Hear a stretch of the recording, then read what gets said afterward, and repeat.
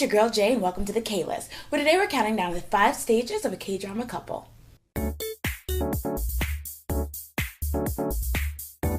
So one of the biggest appeals of K-dramas is, of course, the couples. A lot of times the romance portion of K-dramas are the main focus. And there have been a lot of epic K-drama romances that really hugely impacted the K-drama world. However, the more K-dramas I watch, the more I notice that each couple seems to follow this formula or pattern. So today I thought it'd be fun to count down the 5 stages of a K-drama couple, starting with the horrible first encounter. So as a lot of you may notice, K-drama couples always seem to start off on the wrong foot, and it's always due to this horrible first encounter. This usually occurs before they're formally introduced and involves some type of misunderstanding that results in them either being at odds, one of them hating the other, or just putting them in a really awkward situation. One example is the drama The Greatest Love. When D-list celebrity A-Jung and top Hallyu star Do-Jin first interact, it actually occurs at a gas station. A-Jung, wanting to come off as like a highbrow top celebrity, leans against Do-Jin's fancy celebrity van as if it was her own. Jin, who's in the car at the time, tries to shoo her away, and after a toss-up between the two, the situation ends with A-Jung getting an unwanted signature from Jin, who challenges her to find out who he is. Later on, a crazy incident that ends up with A-Jung getting caught in Do-Jin's dressing room at a broadcasting station puts her face to face with the man behind the autograph. And you can probably guess that with the way he treated her back at the gas station, mixed with him catching her in his dressing room, they're not on the best of terms. What a great way to start off a relationship, man. Moving on to stage 2. Now this stage comes right after the couple has gotten off to a rocky start, and it's what I like to refer to as locked room, lost key. Now this stage comes right after the couple has gotten off to this rocky start. Basically in this stage, the two individuals are just coincidentally put in a situation where they have to be in close contact with each other. Which is ironic because at this point, either one side of the couple doesn't want anything to do with the other, or they just don't want anything to do with each other. Take It's Okay, That's Love, for example. They actually end up living together when Jae-yeol actually becomes one of the roommates at the house that Hae-soo is currently living in after suggestion from one of his editors. Now, this stage is really important because this is where they're able to, interact, get to know each other, and slowly start to fall in love. Either one side realizes the other side's not that bad, or they clear up the misunderstanding. Now, this process is usually intensified by the next stage. Stage 3, a rival appears. Because where there's a K-drama, there is a love triangle.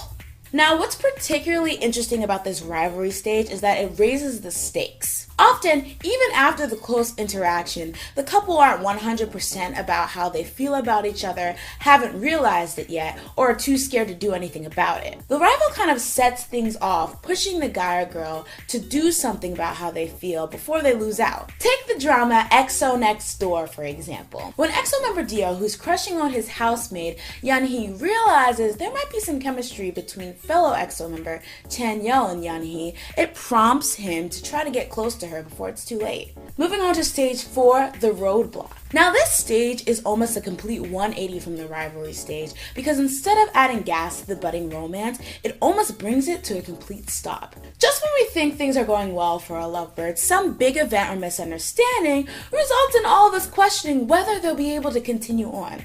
Now, one of my favorite examples of this is the drama Boys Over Flowers. Commoner Goom Jandy and Junpyo, whose son and heir to the rich, affluent dynasty, the Shinhwa group, seem to be in a really good place where they've admitted feelings for each other and, our boyfriend and girlfriend are dating. However, when news hits that Junpyo's father has died and he's going to have to take over his father's business, things change for him as now he has to assume this role and kind of take things more serious, and he really doesn't have time for like a girlfriend and to hang out with his friends anymore. To better do this, he actually has to move abroad, and this ends up with him and Goom Jandy not really talking to or interacting with each other for a significant period of time. To add insult to injury, he is then set up for arranged marriage. So things like go from 0 to 80 in like a record time. Now I think this is really interesting because we just hit a high with the characters, understanding each other's feelings and, considering getting together. And then all of a sudden it just takes this nosedive and throws your heart on this roller coaster. I can't. K-dramas, do you know what you do to me? But I think this part is really cool as well because rather than being something that tears a couple apart, it inevitably makes them stronger and leads us to the last stage, the big finish. Now the big finish can really be anything, but all in all, it basically just confirms that these two are in love, they're in it for the long haul, and they're committing to each other. Now some examples of the big finish might be a big dramatic romantic kiss, declaring love publicly, in cases where societal standards were keeping the two apart, maybe even renouncing that part of their life, such as going against the mom or family to be with that person. It's just some big event that leaves the viewer knowing that these two were made for each other and they're probably gonna be together for a long time. So that's it for this episode of the K-List, but as always guys, I want to know what you think. Are there any other dramas you can think of that follow this pattern? Let me know down below, and as always guys, if you want to check out more of me, hit me up on my channel, Daily Dose, where I just uploaded the 3rd episode of my new K-pop podcast, the Daily Dose Podcast. Guys, I'm not really good at making names. Come on, I'm not very creative. And last but not least, if you want to see your favorite dramas, including the ones I talked about in this episode of the K-List, HD and ad-free, make sure you sign up for Drama Fever Premium. Well, that's all for now, and see you next time on the K-List. Almost paradise.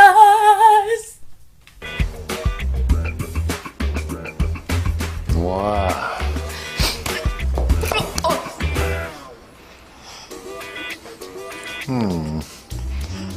이번에 안 놓으면 위험할 텐데.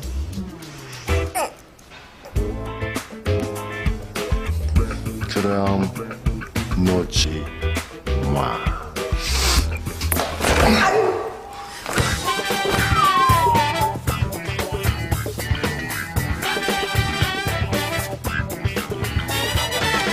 사실 이거 제가 되게 아끼는 거거든요.